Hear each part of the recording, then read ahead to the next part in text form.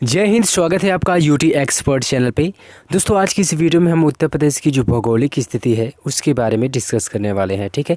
और इसके अलावा उत्तर प्रदेश के जितने भी पड़ोसी ज़िले हैं, देश हैं या फिर जितने भी राज्य हैं उनके बारे में भी हम चर्चा करेंगे, ठीक है। तो चलिए आज का सेशन हम शुरुआत करते हैं। यहाँ पर पहले देख लीजिए उत्तर प्रदेश की भौगोलिक स्थिति। यहाँ पर आप लोग देख पा रहे होंगे जो पीला कलर का है ये भारत का मानचित्र है, ठीक है। ये भारत का मानचित्र है, लेकिन ये जो है ये हिस्सा ये पूरे वर्ल्ड का यानी पूरे संसार का यानी पूरी पृथ्वी का जो ये है मानचित्र है। कौन सा? ये वाला, ठीक है। यदि भारत की बात करें तो यहाँ पे देखिए ये भारत का है और ये पूरा जो है ये पूरा देश का मानचित्र है, ठीक है। अब यहाँ पे देखिए हर जगह आपको क्वेश्चन मिलने वाला है। अब देखिए एग्जाम में पूछता है इस तरह है कि जो मानचित्र है, ठीक है, जो मानचित्र है विश्व का जो मानचित्र है उसका निर्माण किसने किया था। हर जगह देखिए दोस्तों आपको इस वीडियो में हर जगह सभी मोस्ट इंपॉर्टेंट क्वेश्चन मिलने वाले हैं। यहाँ पे पहले दो क्वेश्चन मैं आपको बता दूँ कि जो मानचित्र है ना, पूरे विश्व का जो मानचित्र है उसका निर्माण किसने किया था, इस तरह एग्जाम में पूछता है तो अलेक्जेंडर ने, ठीक है। आप लोग याद रखिएगा कि अलेक्जेंडर ने पूरे विश्व का मानचित्र का निर्माण किया था।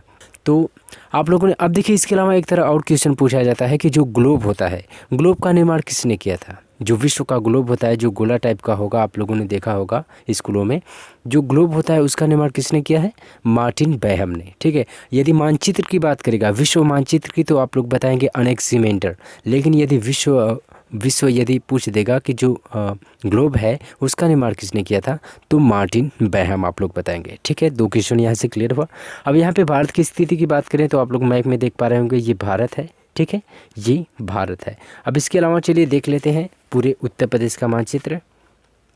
देखिए यहाँ पे जो आप लोग देख पा रहे होंगे ये वाला हिस्सा ये उत्तर प्रदेश का मानचित्र है, ठीक है। ये उत्तर प्रदेश का मानचित्र है। यदि भारत में पूछे कि भारत में वो कैसा है तो यहाँ पे आप लोग रेड कलर में देख पा रहे होंगे ये जो है पूरा, ये जो आप लोग देख पा रहे होंगे ये पूरे भारत का मानचित्र है। और भारत में जो लाल कलर का है वो उत्तर प्रदेश का है, ठीक है। आप लोग समझ गए। अब यहाँ पे देखिए एग्जाम में क्वेश्चन किस प्रकार पूछे जाते हैं अब उनको हम देखेंगे। और दोस्तों मैंने इसमें जितने भी फैक्ट लिखे हैं, जितने भी लाइन्स सेलेक्ट किए हैं वो सभी कहीं ना कहीं पूछे जा चुके हैं और सभी अपने आप में मोस्ट वैल्यूएबल पॉइंट्स हैं।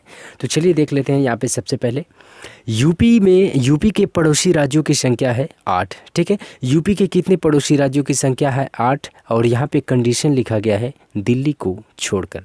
यहाँ पे देखिए एग्जाम में इस तरह आपसे पूछेगा कि उत्तर प्रदेश के कितने पड़ोसी राज्य हैं दिल्ली को छोड़कर, ठीक है। यदि दिल्ली को छोड़कर पूछेगा तो आप लोग 8 बताएंगे, लेकिन यदि दिल्ली को लेकर आपसे पूछता है तो आप लोग कितना बताएंगे? 9 बताएंगे, ठीक है। हालांकि आपको कंडीशन वहाँ पे मिलेगा कि उत्तर प्रदेश के कितने पड़ोसी राज्य हैं तो दिया रहेगा कोष्टक में दिल्ली को छोड़कर या फिर दिल्ली को लेकर। यदि दिल्ली को छोड़कर कहेगा तो आप लोग 8 बताएंगे, लेकिन यदि दिल्ली को लेकर कहेगा तो आप लोग 9 बताएंगे। यहाँ पे दिल्ली को लेकर छोड़कर क्यों कहता है? क्योंकि यानी उत्तर प्रदेश का एकमात्र पड़ोसी राज्य केंद्र शासित कौन है? दिल्ली है, ठीक है। सभी राज्य हैं लेकिन केंद्र शासित की यदि बात पूछ देता है कि उत्तर प्रदेश का एकमात्र केंद्र शासित पड़ोसी राज्य कौन सा है तो आप लोग दिल्ली बताएंगे, ठीक है। इसीलिए इसे दिल्ली को लेकर छोड़कर कहता है। यदि दिल्ली को लेकर कहेगा तो 9, यदि दिल्ली को छोड़कर कहेगा तो 8 बताएंगे, ठीक है। आई होप कि ये क्लियर आपको हो गया होगा। यूपी का सबसे बड़ा राज्य, यूपी का सबसे बड़ा पड़ोसी राज्य कौन सा है? राजस्थान है, ठीक है। हालांकि जो राजस्थान है ये पूरे भारत वर्ष का सबसे बड़ा राजस्थान क्या नाम है कि राज्य है। यदि उत्तर प्रदेश के यदि पड़ोसी की भी बात करेगा तो राजस्थान है, ठीक है। मैंने पिछली वीडियो में आपको बताया था कि ट्रिक जो थी राम महान है। यूपी में सबसे बड़ा कौन था? राजस्थान था, ठीक है। दूसरे पे कौन था? मध्य प्रदेश। तीसरे पे महाराष्ट्र और चौथे पे यूपी था। तो यूपी की रैंकिंग क्षेत्रफल की दृष्टि से पूरे भारत में चौथी है, चौथी है, ठीक है। तो आपसे एग्जाम में पूछ सकता है कि यूपी का सबसे बड़ा पड़ोसी राज्य कौन सा है? राजस्थान। यदि दूसरे पे बात करेगा तो दूसरे पे एमपी है, मध्य प्रदेश है, ठीक है। ये क्लियर हुआ। यहाँ पे तीसरी लाइन हम पढ़ें तो सर्वाधिक जिले मध्य प्रदेश से सीमा साझा करते हैं। अब यहाँ पे देखिए कहने का मतलब ये है कि यूपी के ऐसे कितने जिले हैं, ठीक है। यूपी का एकमात्र पड़ोसी राज्य, क्वेश्चन बनेगा कैसे कि यूपी का एकमात्र पड़ोसी राज्य जिससे यूपी के सर्वाधिक जिले सीमा साझा करते हैं। तो यूपी के जो जिले हैं सर्वाधिक किससे? मध्य प्रदेश से सीमा साझा करते हैं, ठीक है। मध्य प्रदेश से सीमा साझा करते हैं और कितने हैं तो 11 जिले, ठीक है। यूपी के 11 जिले सर्वाधिक जो सीमा साझा करते हैं वो मध्य प्रदेश से करते हैं, ठीक है। आई होप कि ये क्लियर हो गया होगा। चलिए देख लेते हैं। सोनभद्र एकमात्र जिला जो है सर्वाधिक राज्यों से सीमा साझा करता है। अब देखिए क्वेश्चन इस तरह पूछा जाता है कि यूपी का ऐसा कौन सा जिला है जो सर्वाधिक राज्यों से सीमा साझा करता है, ठीक है।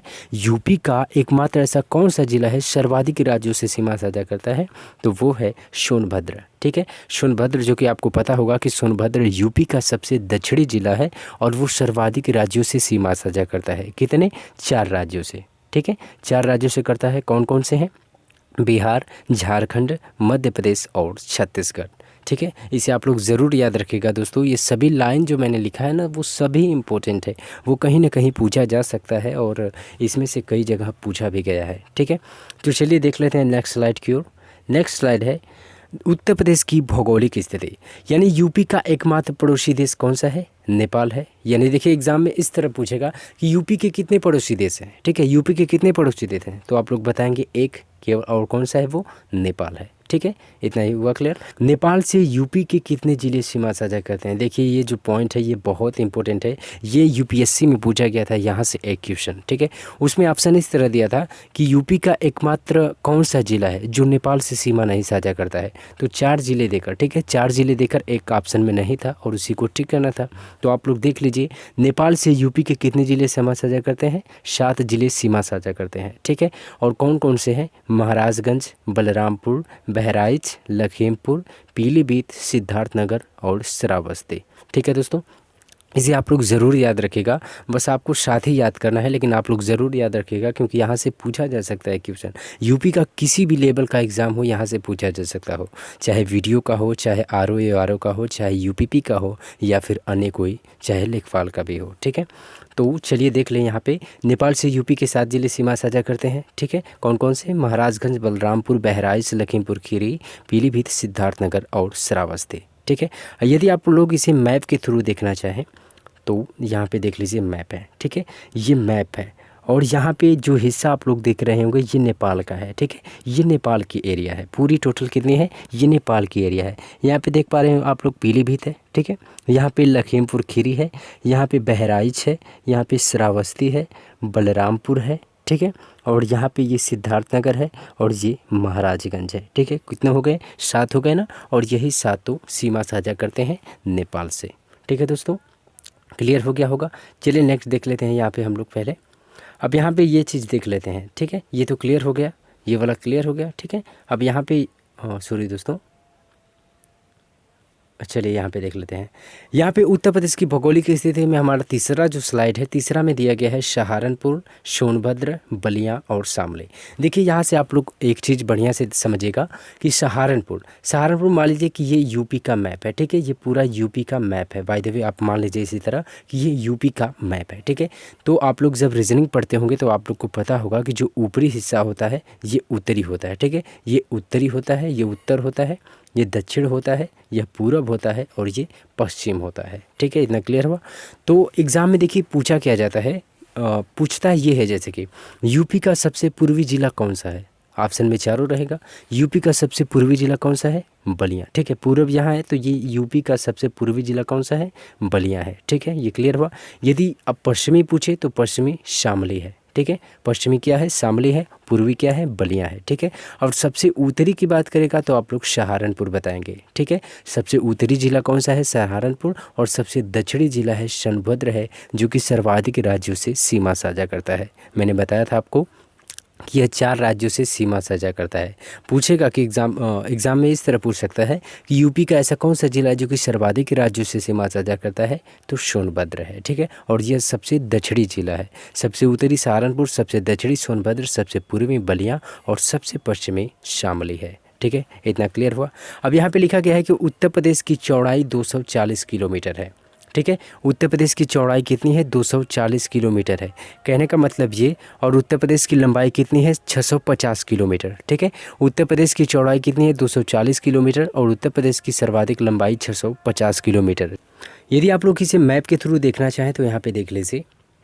यहाँ पे ये स्थिति, माने ये जो हिस्सा है, ठीक है, इसे आप लोग चौड़ाई के थ्रू याद रखेंगे और ये जो बड़ा सा हिस्सा इसे लंबाई, ठीक है। तो उत्तर प्रदेश की ये जो चौड़ाई है यहाँ से, यानी सहारनपुर से, मान लीजिए सहारनपुर से सोनभद्र तक, ठीक है। इस तरह आप लोग नहीं मानेंगे, हालांकि आपको इस तरह मानना है, ठीक है। चौड़ाई कितनी है इसकी? 240 किलोमीटर। मैंने बताया आपको कि चौड़ाई कितनी है, 240 किलोमीटर। ये जो हिस्सा है ना यूपी का, ये चौड़ाई है। चौड़ाई कितनी है? 240 किलोमीटर, ठीक है।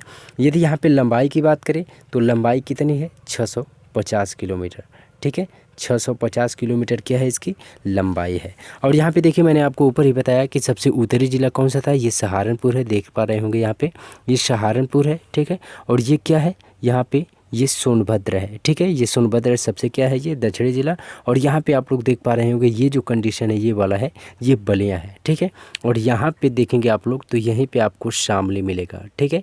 ये शामली है। यहाँ पे क्लियर हो गया इतना। तो चलिए नेक्स्ट स्लाइड की ओर देख लेते हैं हम लोग। यहाँ पे है कि दिल्ली एनसीआर में शामिल होने वाले यूपी के ज़िले। देखिए, मोस्ट वैल्यूएबल ये टॉपिक है, दिल्ली एनसीआर में शामिल होने वाले यूपी के ज़िले। यहाँ से क्वेश्चन आपको मिल सकता है, ठीक है। यहाँ से क्वेश्चन आपको पूछा जा सकता है, दिल्ली एनसीआर में शामिल होने वाले यूपी के ज़िले। अब यहाँ पे सबसे पहले हम लोग एनसीआर समझ लेते हैं कि एनसीआर क्या होता है। एनसीआर मतलब एनसीआर मीन्स, कहने का मतलब ये कि नेशनल कैपिटल रीजन, ठीक है। इसका फुल फॉर्म क्या होता है? National capital region. जैसे हिंदी में बात करें तो राष्ट्रीय राजधानी क्षेत्र होता है इसका फुल फॉर्म, ठीक है। अब देखिए, यहाँ पे दिल्ली एनसीआर की बात करें तो सबसे पहले आप लोग एनसीआर के बारे में समझिएगा कि एनसीआर होता क्या है। आप लोग यदि सरल भाषा में समझे तो आप लोग को पता होगा कि जो गोद लिया हुआ पुत्र होता है, ठीक है, गोद लिया हुआ पुत्र है तो उसके माँ बाप कोई और होंगे, ठीक है। उसके माँ बाप कोई और होंगे, लेकिन उनका लालन पालन कौन करेगा? कोई दूसरा करेगा। तो सेम उसी तरह होता है यूपी के ऐसे ज़िले जिनका विकास, ठीक है, जिनका विकास का जिम्मा दिल्ली ने ले लिया हो, उसे एनसीआर बोला जाता है, ठीक है। एनसीआर के अंतर्गत आने वाले ज़िले बोला जाता है। हालांकि वो यूपी के ज़िले रहेंगे, लेकिन उनमें जो विकास की प्रक्रिया होगी वो उनका जिम्मा दिल्ली ले लिया होगा। यानी जैसे दत्तक पुत्र, गोद लिया हुआ पुत्र, माँ बाप कोई और, लालन पालन कौन करेगा?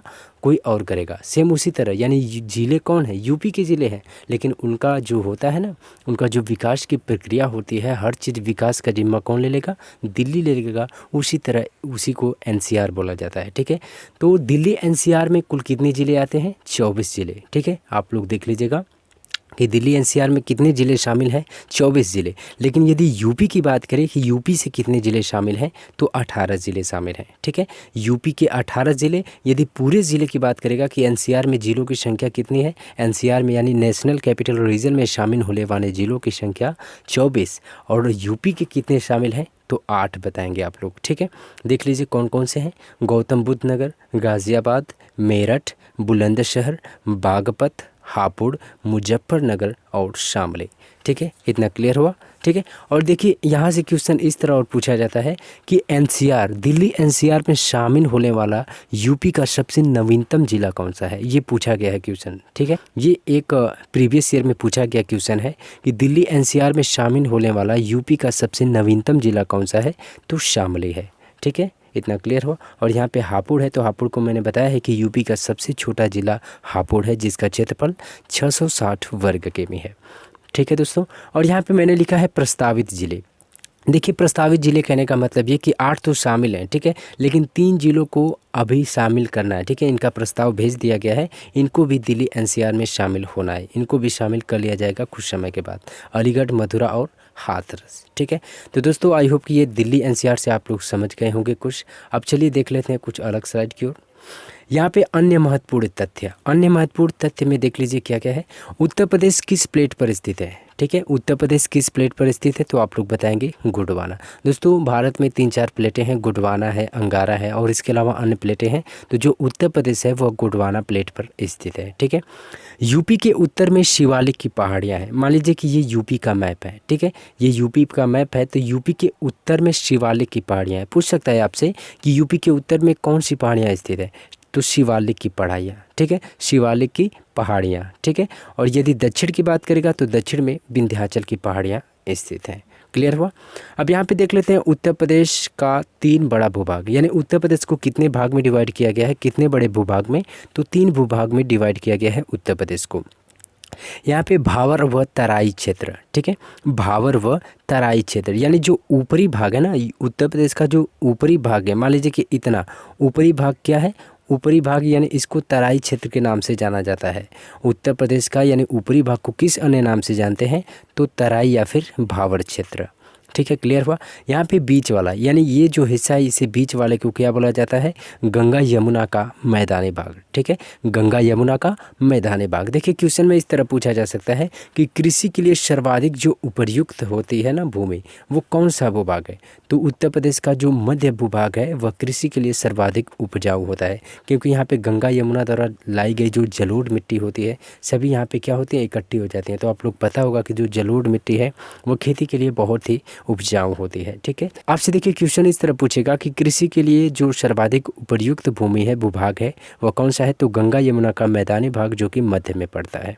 ठीक है, यहाँ पे दक्षिण, अब तीसरा जो भाग है ये वाला हिस्सा दक्षिण का पहाड़ी व पठारी भाग। ठीक है, यूपी का जो दक्षिण का ये भाग है ना, ठीक है, इसको पहाड़ी या फिर पठारी भाग बोला जाता है। और यूपी में सर्वाधिक जो खनिज मिलते हैं वो दक्षिण भाग से यानी पठारी भाग से ही मिलते हैं। ठीक है दोस्तों, तो दोस्तों आई होप कि मैंने जितने भी आप लोग को टॉपिक कराए हैं ना, ये सभी इम्पोर्टेंट थे। आपको कहीं ना कहीं यदि आप पेपर देंगे यूपी के लेवल से तो आपको ज़रूर यहाँ से क्वेश्चन मिलने वाले हैं। तो दोस्तों आज की इस वीडियो में बस इतना ही। आई होप कि ये वीडियोस आपको समझ में आई होगी।